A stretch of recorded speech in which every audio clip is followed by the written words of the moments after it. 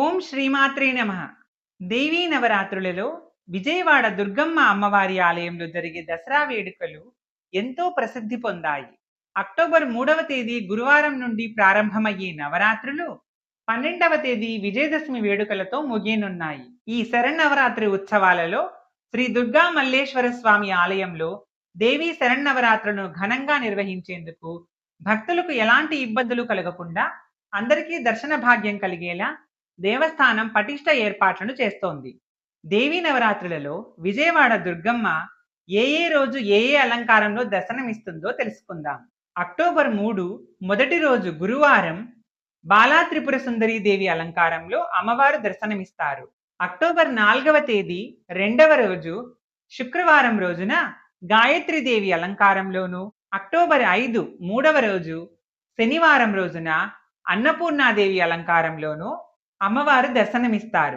October 6వ తేదీ 4వ రోజు ఆదివారం రోజున శ్రీ లలితా త్రిపుర సుందరీ దేవిగా, అక్టోబర్ 7 5వ రోజు సోమవారం రోజున శ్రీ మహాచండీ దేవిగా అమ్మవారు భక్తులకు దర్శనమిస్తారు.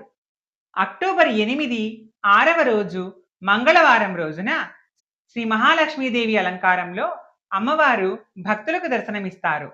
అక్టోబర్ 9 7వ రోజు బుధవారం రోజున మూలా నక్షత్ర సందర్భంగా శ్రీ సరస్వతీ దేవిగా విజయవాడ దుర్గమ్మ భక్తులను ఆశీర్వదిస్తారు. అక్టోబర్ 10 8వ రోజు గురువారం దుర్గాదేవి అలంకారములో, ఆ రోజు దుర్గాష్టమి రోజు దుర్గాదేవి అలంకారములో భక్తులకు అమ్మవారు దర్శనమిస్తారు. అక్టోబర్ 11 9వ రోజు అంటే మహర్నవమి రోజు శుక్రవారం రోజున మహిషాసుర మర్దినీ దేవిగా అమ్మవారు దర్శనమిస్తారు. అనంతరం కృష్ణానదిలో తెప్పోత్సవం నిర్వహించనున్నారు.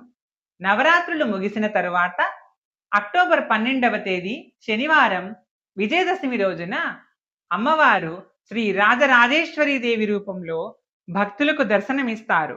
దసరా ఉత్సవాలలో భాగంగా నవరాత్రుల్లో అక్టోబర్ 9 బుధవారం రోజున మూలా నక్షత్రం వేళ భక్తుల రద్దీ సాధారణం కంటే ఎక్కువగా ఉంటుందని అధికారులు అంచనా వేస్తున్నారు. అందుకు తగ్గట్టు ముందస్తు ఏర్పాట్లు కూడా చేస్తున్నారు.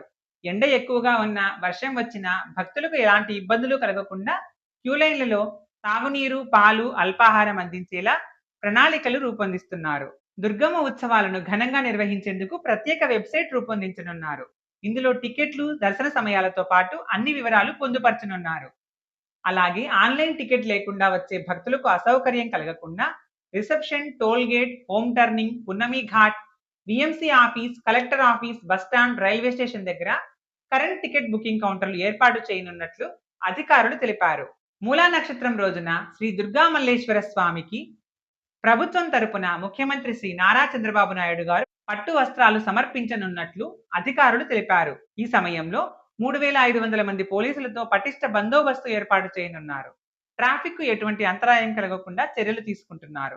దుర్గమ్మ దర్శనం కోసం సుదూర ప్రాంతాల నుంచి వచ్చే భక్తుల కోసం సీతమ్మ వారి పాదాల దగ్గర 500 షవర్లు, పున్నమి ఘాట్ దగ్గర 100 షవర్లు, భవానీ ఘాట్ దగ్గర 100 షవర్లతో పాటు 150 తాత్కాలిక మరుగుదొడ్లను ఏర్పాటు చేస్తామని అధికారులు తెలిపారు.